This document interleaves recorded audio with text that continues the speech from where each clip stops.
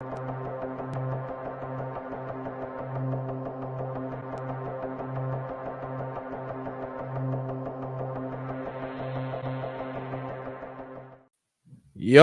welcome back to The Hurdle here on the South Harmon Fantasy Football Channel. I am Cody Carpentier, joined as always by my main man, Matty Kiwoom. Here we are. What up? Another Tuesday in the digs, 8 p.m., the new time, a little bit later. I just, I started up a daily show starting this week over at Orange Bloods with Alex. So I just got done with that show, ran a little bit late. That might be a thing here, but we're fired. We're fired up. Oh, yeah. Training camp week 2. The pads, Matty. The pads are on. Baby. I'm fucking ready. And we got to talk about the elephant in the room first and foremost. We're going to talk about tonight 9 players dominating training camp 2024 fantasy football focused here. We appreciate everybody jumping in the chat. Wesley, Perio Likely Y, whatever kind of, that's a crazy name. Logan Sparks, Christian is up in here mixing it up, and Dynasty Barry as always. Matty Kiwoom, it's Tuesday. You might have stopped at a training camp over the last 48 hours, but I know you had a good last 48 hours with the family. So how we doing? I'm doing okay. My biggest complaints right now are more baseball related, but this isn't a baseball network. This isn't a baseball show. So I'm not going to get into my gripes of why the Red Sox are just a shell of what they were when I grew up. But we're talking football. Pads on. Training camp's going. We're already hearing about hype trains, guys falling off, all this crazy shit. So I'm just ready to get into these 9 players because these are the most exciting. These are the guys that are dominating right now. Pads on, nipples chafed. That's what that reminds me of. No shirt in high school. You just got the pads on for the first time of the year, and all of a sudden you're like, damn, my nipples. Why my nipples hurt so bad? It's because your pads been rubbing on your nipples and they started to chafe. Go put a Band-Aid on and heal up, son, because ice up, son. That's what he said. Ice up, son. Fizzle, what's going on, brother? Training camp. I wonder what CeeDee Lamb is doing. I don't know. I also wonder what Fizzle's doing sometimes because we don't have an intro song. Oh, did I say that out loud, Matty? Oh! Well, we're going to put the heat on in about, I don't know, a week's time. We could put that feet to the fire, maybe hold him a little hostage there in Canton until he puts us an intro. I think so. I think we might have to do a little, tie some feet up over the fire type of situation here. Maybe. I don't know. We'll see. Matty, let's get to it. 9 players dominating training camp to this point. I know people, nobody's dominating training camp. It's only a couple days. No, man. Pads are on. We're a week in the flesh. Number 9, where we start, Matty Kiwoom. We're going to start in my neck of the woods. I know this team's not trending like a positive offense, but there has to be a pass catcher. I'm going to start with Jaylen Polk. He's absolutely dominating. Starting from day 1, I was at day 1 of training camp. He was mixing in the ones. He played more than half of his reps with the ones. He's now shown the ability to make plays with both quarterbacks, so whoever emerges. He's seemingly the guy that's going to go ahead and seize the day. Chad Graff, who covers New England for The Athletic, he says that Jaylen Polk has been super reliable. Mark Daniels, who is at the Boston Herald up here, says that Jaylen Polk is quickly turning into Mr. Reliable in the red zone. He had 2 touchdowns today in red zone drills. He also went 3-1 in 1v1s this practice. He had practice number 6. He's been steady and consistent. And when you look at the tape, you read the reports, it all suggests that Jaylen Polk's trending in the right direction and absolutely dominating thus far. A week and a day in. Like I said, ran with the ones starting from day 1, which is huge for the second-round rookie. He was used inside, used outside. We saw the highlight catch over the middle with rookie Drake May. On Monday, the best play of the day was supposedly a Jacoby Brissett off-platform throw in which Jaylen Polk came out of nowhere in the middle of the field and brought it down. When I watched this kid play, I say to myself, did I like me some Bobby Trees? Because if I did, I'm going to love me some Jaylen Polk. And he's absolutely dominating Pat's camp. The defense is not going to be as good as it advertised. They're going to be in a lot of comeback efforts. There will be fantasy points to be had for some in this offense, despite how bad it's actually trending right now. So Jaylen Polk's dominating. You could be, the brightest guy in a slow class. You could be the tallest guy in a room full of short kings. Either way, you're shining among the rest. I'm going to go in a direction maybe not expected. 2 weeks now, not just week 1, but now week 2 with somebody injured. We'll get to that trade question here in a minute. Week 2, Justin Fields, more propaganda for Justin Fields. And the name of the show is Players Dominating. And Justin Fields has been, in quotes, dominating opportunities. Now, there has been some stuff that's come out and said, oh, yeah, Justin Fields, interception here. But last week, the notes I took and the tweets I saw, I started writing them down. I go, all right, Justin Fields, opportunity with Russell Wilson out. Justin Fields, deep throw to Van Jefferson. All right, whatever. I'm not going to write it down. Deep throw to George Pickens. 58-yard reception to Calvin Austin. And then I start thinking, what would this offense look like with Fields in the rushing impact that he had last year and Najee in what we expect from Arthur Smith this year? What do we think that would look like? And then week 2 begins this week, fresh off the press, and we come out and we have more Fields propaganda. No Russell Wilson. Justin Fields looks the best he has all camp in this period, capping it off with a designed run to score. Offense won head-to-head 4-3. Famously, the 7 shots period at the Steelers camp is they go down to the red zone, 7 plays, head up. I mean, it's full tilt on those 7 plays in practice. That's how Mike Tomlin runs things. It's some of the best football you'll watch all training camp. I'll be up there in 8 days. Next Wednesday before we go to the Expo, I'll be in Pittsburgh in Latrobe. Fields' first team unit scored on 4 of 5 attempts, and then he had a disgusting back shoulder fade that George Pickens caught with one hand, and everyone saw today across the Twitters. Number 8 for me has to be Justin Fields, not because I love the player, not because I am expecting a Konami King output in 2024, but because I'm being factual with myself. And 1 week, sure. 2 weeks, I'm taking notes. It's big. And this reminds me a lot. I know you get the chant ready, Cody. It's okay. Okay, it's where I live. I'm sorry I'm being a homer, but it reminds me a lot of the Cam Newton and Mac Jones situation a couple years ago. I know where you're saying people are thinking Mac Jones, I don't give a shit. This isn't about Mac Jones or Justin Fields. This is just the situation. Reminds me. They had Cam Newton. All of a sudden he was banged up. I think he had COVID, so he couldn't practice for a week. And in that week, apparently Mac Jones looked the best he ever looked as a Patriot. And sure as shit, they cut Cam Newton. He was the starter to go from there. So the fact that Russell Wilson's not on the field, this is opening a door for Justin Fields. Before I get into the number 7 player that I want to talk about, a couple questions in the chat real quick, Cody. Fran's our guy from back in the day, our A1. Zay Flowers and Roschon or DJ Moore? Who would you rather have in Dynasty? Zay Flowers. DJ Moore head up for me. I'm taking Zay Flowers. I love DJ, but as far as the opportunities go, he's got the big contract. He just got it. But I'm going Zay Flowers in Baltimore. I just prefer the talent times age ratio at this current state of their careers. Wesley, Ainias Smith, and a 3rd-round pick for Javon Baker. No. Unless you have some funky Scott Fishbowl-esque return stuff. That might get me to maybe think about it, but Javon Baker's popping. I think he might be on this episode here tonight, so we'll wait for that. But I'm going, Franz. You let me answer. I'm going DJ Moore. Yeah, that's why I didn't ask. You know where you're going. They gave him the bag. This is what they did. They brought in a bunch of guys. When you have kids or you get it, or even pets, when you get a new puppy, you got to make sure you spoil the older one just a little to let them know you're their favorite. You're still the best. That's what the Bears did today. Yeah, they brought in Rome Odunze. Yeah, they brought in Keenan, but what did they do?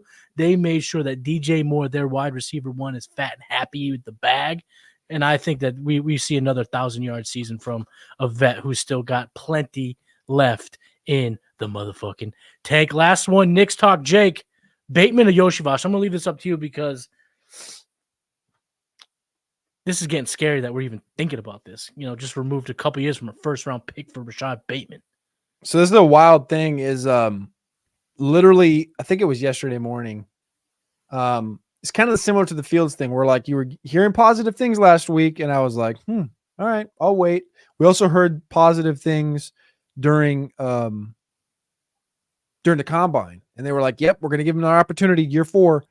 I was like, okay, we'll believe it when I see it.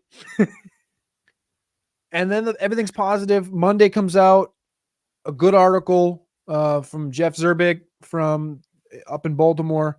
And then I retweet it and I was like, positive notes. 4 hours later, he leaves practice injured. Yep. And John Harbaugh comes out, I think it was either this morning or last night, was like, oh, it's no big deal. It's just precautionary. How many times have we heard that? Every single year of his career. Give me Yoshivash.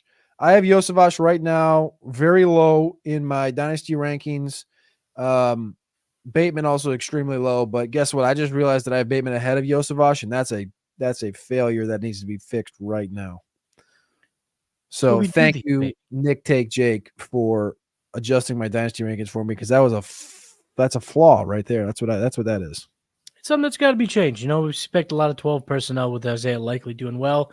You mentioned Justin Fields as the number 8 player on this list. I'm going to stay in Pittsburgh with the number 7 player, Pat Freiermuth has been dominating within these first few weeks of camp. Alex Kozora of Steelers Depot, he was quoted, "Not that it's a shock to hear Freiermuth is having a solid camp, but he's reaping the benefits of the clear number 2 receiver in this system." We saw Roman Wilson leave practice today with an ankle injury. George Pickens looks like he is going to go Super Saiyan this season, but there has to be more pass catchers for this offense to be successful. And it looks like Pat Freiermuth is going to be the guy after having a dominant camp so far. He's been quoted by saying peppered with targets. He's making catches in double coverage. He has been a weapon with red plays, which is huge in fantasy. This is a guy that hasn't seen a lot of touchdowns last year. If we see positive touchdown progression, oh my God, this could be a steal right now in 11th, 12th round of redraft leagues. He's being used inline. He's being used out wide. And many people in the Steelers circle believe that he will be extended before week 1 because of this dominant performance in the offseason. He's looking slim. He's looking quick. And now that they're using more than one tight end, they're letting Pat Freiermuth be the playmaker that we all thought he could be when he came from Penn State. Pat Freiermuth, give me him all day. I love him in my redraft leagues. Waiting on tight end to 11, 12. If you use wins over replacement, that warp tool, tight ends are worth waiting on. And I think Pat Freiermuth is the perfect guy to wait on because he's having such a dominant camp so far. The only thing I'm worried about there is the quarterback play. And we just talked about Justin Fields and the inconsistencies there. But Freiermuth, there's no question about the talent. I had a question in the chat from E. Wilson. We'll stay in Pittsburgh since we just basically talked about the whole goddamn team. Y'all worried about Roman Wilson? You goddamn right I'm worried about Roman Wilson because he's a phenomenal value in round 17, 18 of your seasonal drafts of a guy that is going to be plugged in eventually with the number 2. We've seen the Van Jefferson, the Calvin Austin. We've seen all this stuff this preseason.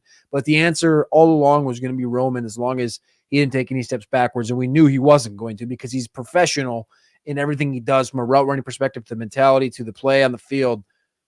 Everything you've seen from Ladd McConkey in Los Angeles is what you were going to see from Roman in this opportunity here. He gets hurt, and now you're worried. Now, as soon as a rookie gets injured like this, and if he misses a week, 2 weeks, it just puts you so far behind the 8 ball. Sometimes it's too tough to get back. So I'm extremely worried. Yeah. Also might put a little extra pressure on the front office to get a Brandon Ayuk, to bring in a receiver. So it's not good. I don't love it. That's a very interesting point. The old Ayukin out there in San Francisco.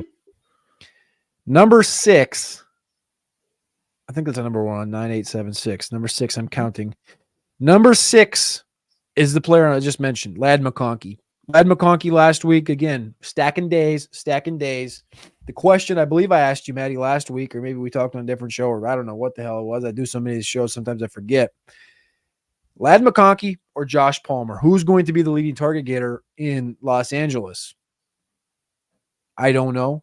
Right now, the only player on the roster that's had a 100-target season was Palmer. He had 105 just a couple 2 seasons ago. But Ladd McConkey has been stacking days. And the notes that we got out of Charger camp was that Quentin Johnston's not playing X. That's DJ Chark. So Quentin's playing flanker, still dropping footballs.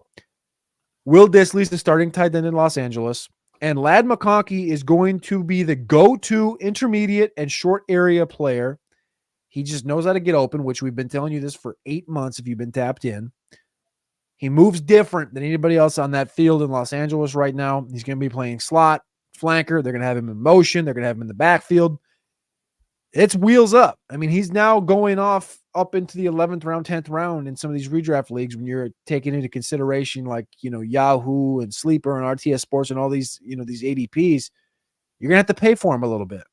Now's going to be when you have to make that tough decision of what's the cost benefit, because he does carry the injury risk. We've talked about that as well. He's had 8 injuries in his career at Georgia, and he's a slighter guy. He looks heavier now. He looks like a guy that's going to stay healthy. I mean, he looks like he's getting a few pounds. I don't know if that's the bigger pads making his nipples chafe, making him gain some weight or what. But Ladd McConkey's where I'm leaning right now. But as far as cost goes, I still kind of want some Josh Palmer, but everything we've heard out of the Charger camp, Ladd McConkey is bona fide dominating training camp. Jerry in the chat, did we see the QJ drop? It's kind of like being in Los Angeles and you see a bunch of babes at the beach and your boy's like, you see that chick? And you're like, which one? That's what we're talking about when it comes to drops with QJ. Which drop? Which one? Which fucking drop? Because that guy has been problems. And I was listening to you guys over at Roster Watch. You guys were talking about some camp stuff, and it was brought up that, the coaches could talk about him being a first-round talent, that they want to use him, that they like where he's at in his progression, blah, blah, blah, blah, blah, blah, blah. But when push comes to shove, rubber meets the road, my man ain't out there with the ones. He ain't out there in the X. He ain't out there with any type of role other than, look at this asshole dropping passes.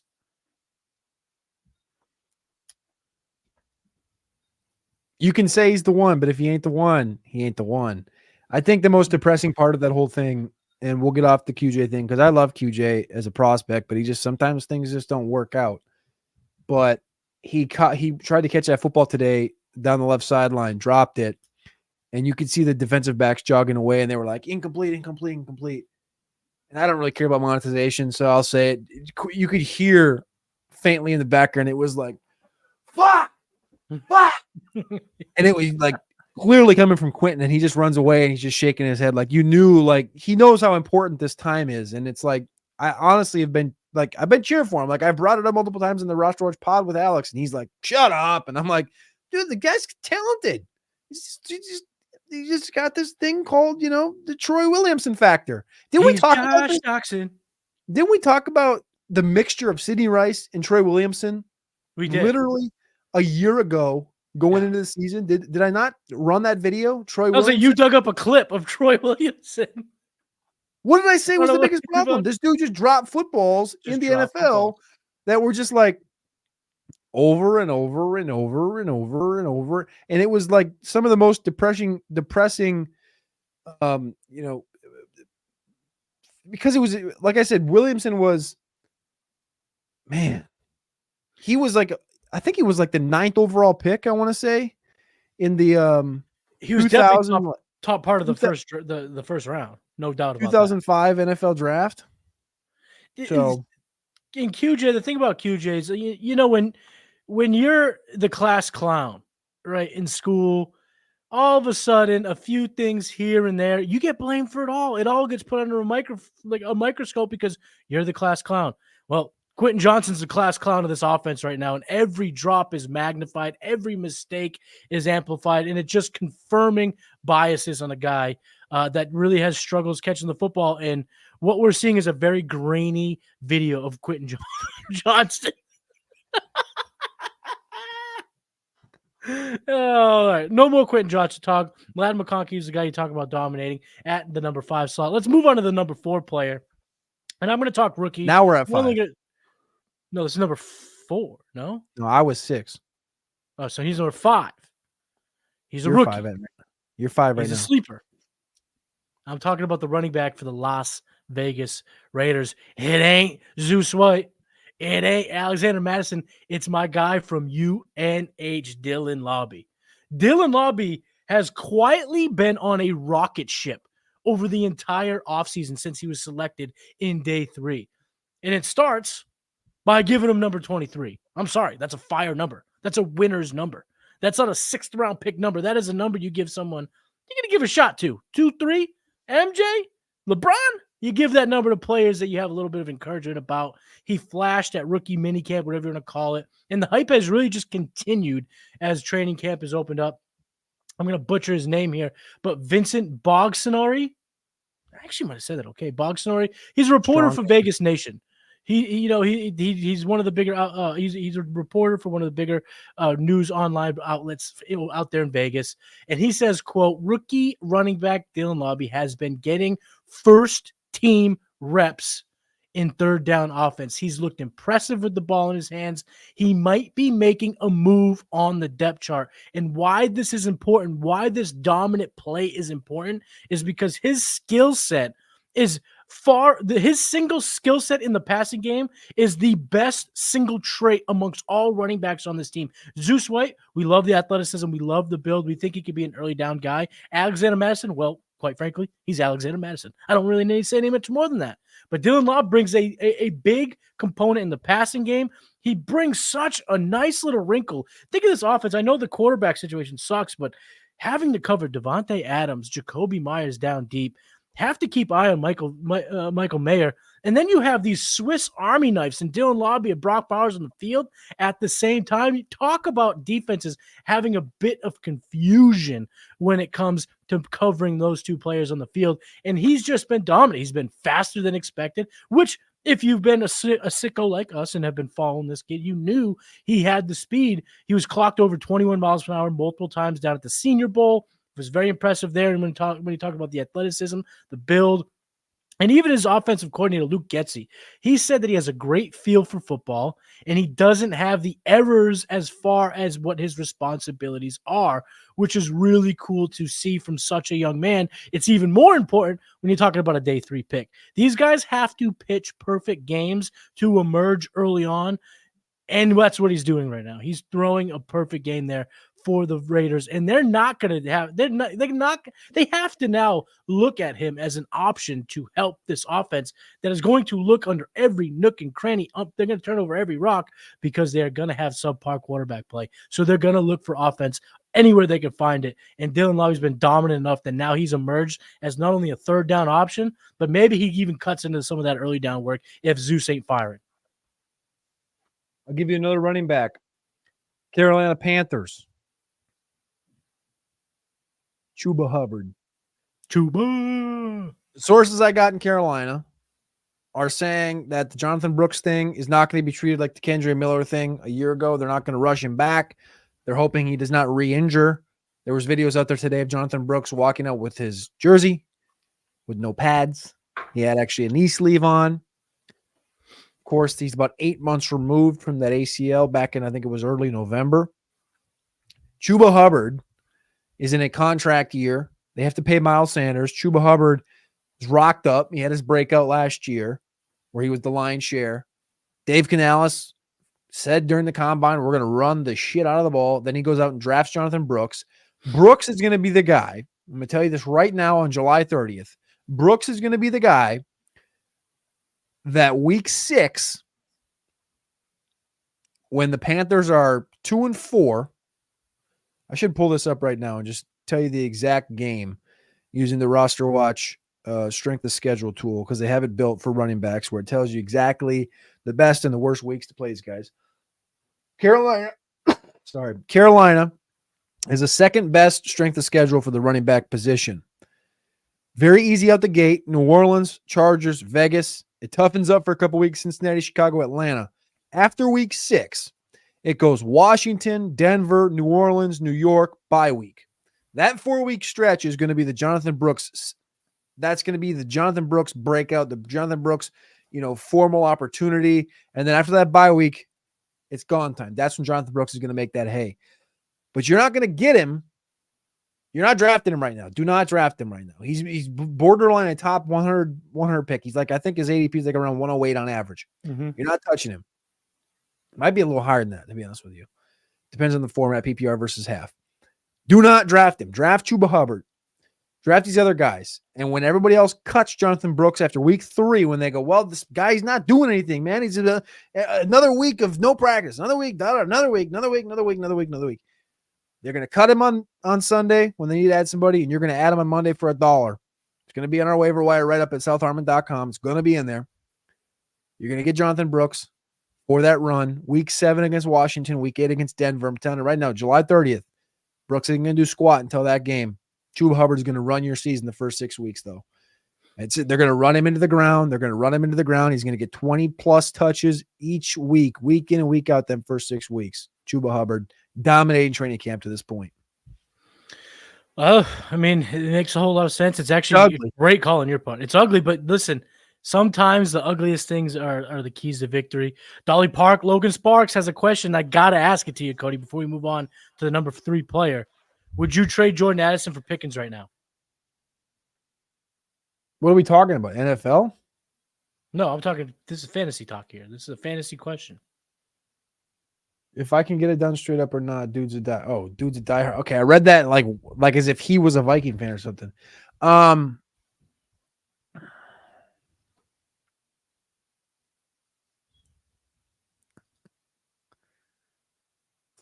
That's a tough one. That's probably razor. I think the margins are pretty razor, but I'm going Pickens because I just think that if you're going to tell me one of these guys is a top 12 receiver, at the end of the year, I think that the likelihood is far in the George Pickens side, given the offense, given Arthur Smith's love of peppering one receiver in this early, addition of this Steelers offense. Now that he's there, he's just in that role to be A.J. Brown-esque, go over that 1,200 yards, potentially push 8-9 touchdowns. I only got one receiver, 2 receivers between them, and it's Pittman and Worthy. But I got to go Addison. He's got a year on Pickens.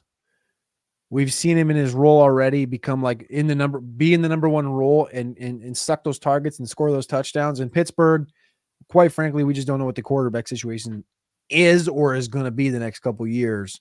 I love Pickens, but I think there's too much volatility in his play style. I would go Addison. My boy here, Jake. That's what I'm talking about. Put on that pounds and be a beast. Let's go. It's a sell. You're just a hater. Let's move on. We're going to get out of the haterade park that Cody is just inhabiting right now. We're going to talk about haterade, dude. I love Laube. Are you really talking smack right now? The one guy that stayed home for the Senior Bowl and didn't even go talk to Laube. I didn't need to. I knew it before any of you guys knew it. I could just stay home and sense it. That's what I had to do. Because you're a homer. Well, if he was on the Patriots, you could make that claim, but he's not. He's actually in the Vegas Raiders. But again, let's move away from the haterade park that you're in. What do you ever watch Inside Out? You're like all the bad emotions. You're like ornery and all these weird emotions. Let's go to joy. Let's get to the joyous here. The number 3 player of 9 players that are dominating training camp so far. This is someone we literally argued about yesterday, but I don't give a rip. I'm bringing him up anyway. Curtis motherfucking Samuel has been dominating. We didn't argue about Curtis Samuel. Camp. We argued about Curtis Samuel, and we you didn't. were wrong. We argued about everybody Brian knows. Robinson. This guy was so wrong. Robinson. This guy was so wrong. Brian Robinson. No way. I didn't talk Brian Robinson. He ain't dominating. Curtis Samuel. You did not bring up Curtis Samuel's name because I would have come back to you and told you that his best season was with Joe Brady in Carolina, and he's due for it. He's due for a replica of that in this opportunity. I would have never told you that was a cock and revisionist history featuring Cody Carpentier. Revisionist. I wish I would have recorded that phone call. I wish you did too, because then we put it on Twitter and everyone would go, ha ha! Curtis Samuel is dominant in camp, and Cody was wrong for hating on him. Curtis Samuel. You're worse than Alex. Well, I love Alex. So if you can put me anywhere in the same Take camp as Alex twisting. Dunlap, I'm in. Take twisting cucks. That's actually, Alex was a former rock star. Maybe if he's ever looking to be in a new band with Let's me, say tongue twisting. we can call it the tongue twisting cucks. That sounds like a punk rock band name. Anyway, let's talk about Orchard Park, Dolly Park, Curtis Samuel dominating Bills camp up in Rochester, New York right now. We talked about I wanted to maybe go up there, but it's a bit far for you, boy. Anyway, Chris Trapazzo, draft analyst from CBS.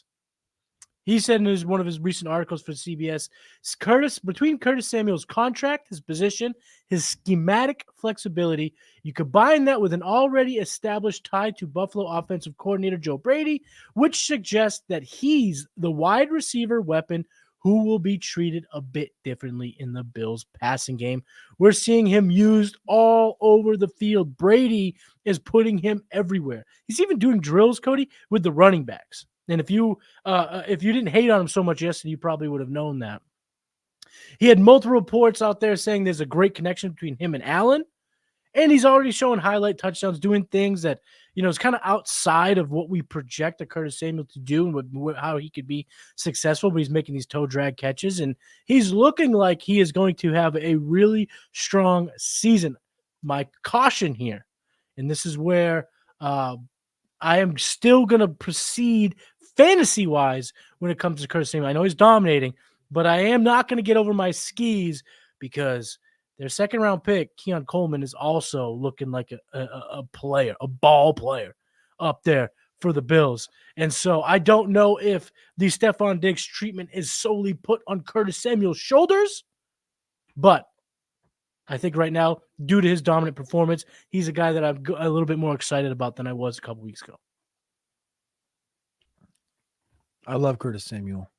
I'm getting him around 60% of the time using our draft sheet. So I'm excited to see where you got him in the South Harmon draft sheet when it's finished.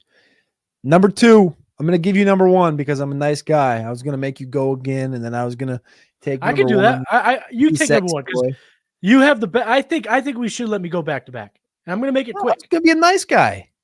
No, you guys, because your guy needs to be talking. We need to close out this show with a guy. I got a pretty good take.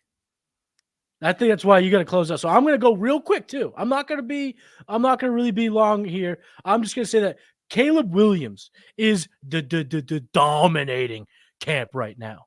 And I'm not really going to get into it. There's just too much to get into. All I'm going to say is you better tune in to HBO August 6th to watch Hard Knocks, and you will see the 101 of this year's NFL draft absolutely lighting the gridiron on fire. And it's looking like the plan that Ryan Poles put in place surrounding his 101 with very QB-friendly receivers. You're seeing a connection not just with DJ Moore, not just with Rome Odunze, not just with Keenan Allen, with all three. It's looking like this soft schedule is beneficial for Caleb Williams. This offense is going to be beneficial for Caleb Williams, and we're seeing him throw off platform, make great throws while he's running around the field. This kid's dominating, and I think this is going to be the guy in our redraft leagues that ends up pushing a lot of teams over the top because you can wait and get him damn near round 10, round 10. So I love what I'm seeing out of Caleb Williams. All right, number 1. This is so easy for me. Right now in ADP,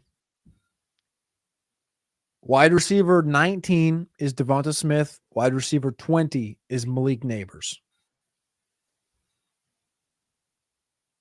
The question will be had, should we trust the New York Giants passing offense? The answer is probably not. But you will, because there's a once-in-a-lifetime prospect in the receiver room. At one time, there was. His name was Odell Beckham. He just happened to have a pretty good quarterback attached to him with a pretty good defense. This team needs to put everything out there to succeed. Daniel Jones is fighting for his life. He got a contract, but he's still fighting for his life. Dayball is a failed season away from getting fired. Schoen, if they win 10 games, he might get fired anyway. Mm-hmm. Devonta Smith is a super good talent. His prop lines this year about 1,050, 1,150. AJ Brown 1,350. That's where he's projected right now on all the prop, all the websites out there with props. The Philadelphia Eagles can be a high-scoring team. They got Kellen Moore. I love Devonta Smith. Going off the board at wide receiver 19 right now. Round 4, round 5, you get him every time. I love him. I'm going to be drafting him.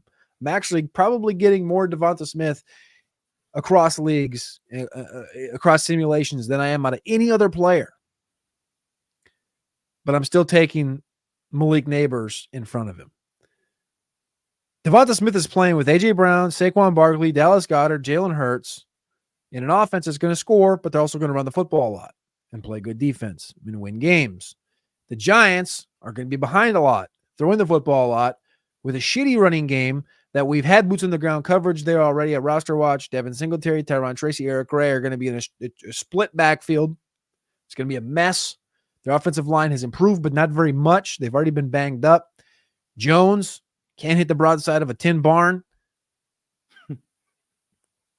If you don't know, now you know. Tin barns aren't what barns are built out of. Tin barns are the ones that you put on a desk and you stare at because it's right there. He can't hit that. I'm not even talking about the broadside of an aluminum barn, right? I'm talking about the little tin barn sitting on your freaking desk that you put pennies in. We get that. But the bottom line is Malik Nabers is generational talent comparable to one Jamar Chase. And I'm going to end this with this thought right here. Already once in our lifetime, an NFL team drafted Jamar Chase ahead of Devonta Smith because Jamar Chase was a supreme talent. Also ahead of Jalen Waddle. Malik Nabers is the closest thing we've seen to Jamar Chase since Jamar Chase was drafted. I promise you, if you make the mistake of favoring Devonta Smith over Malik Nabers this year, it'll be a mistake. Devonta Smith's really good. But to have the ability of Malik Nabers, who is in line with the career of LSU, the stable at LSU of the Odell Beckham rookie year, the Justin Jefferson rookie year, the Jamar Chase rookie year, Malik Nabers in a shitty offense with quite literally the competition of Darius Slayton, who's looking like the second best receiver in that offense. That's his competition. Not only could he eclipse 100 targets, 120, which is probably where Devonta Smith ends up, he'll average probably 3 to 4 yards more per reception, and he might end up with north of 160 targets. Malik Nabers has been fucking dominating. He hasn't been dominating shit. He's been fucking dominating training camp for the New York Giants in a very shitty football team with a very extravagant market. They've already had to give him a rest day because he's carrying the goddamn team so far. Malik Nabers may blow through the ceiling that Jamar Chase and Justin Jefferson set on one of the worst football teams in the history of the fucking NFL. Malik Nabers is not dominating anything. He's fucking dominating all of training camp and all of football. Over under 9.5 targets per game for Malik Nabers. Over. I'm with you. He is going to smash the targets. And when you listen to him talk at camp, he's saying things like, Daniel, I just looked at Daniel and I said, I'm gonna go do a go route. Just chuck it to me. And Daniel's like, yeah. And he's like, yeah. And then you see him hauling over the best cornerback that they have. Like he is him. If Jones gets benched or gets hurt, guess what? Drew don't give a fuck lock. YOLO ball, baby, all day, every day. Every Dude, day. What are we talking about here? So anyway, that's the show. 9 players dominating training camp. Matty Kiwoom coming through crushing. DJ Moore jersey. We didn't even talk about it. DJ Moore, fresh contract in the hizzy. Any thoughts? I'm just excited for my guy. I've been a lifelong DJ Moore fan, and I'm just very excited to see him get the paper. I think that Ryan Poles, again, like he's just making sure that the wide receiver one on the team knows he's still wide receiver one. He's going to be paid as such.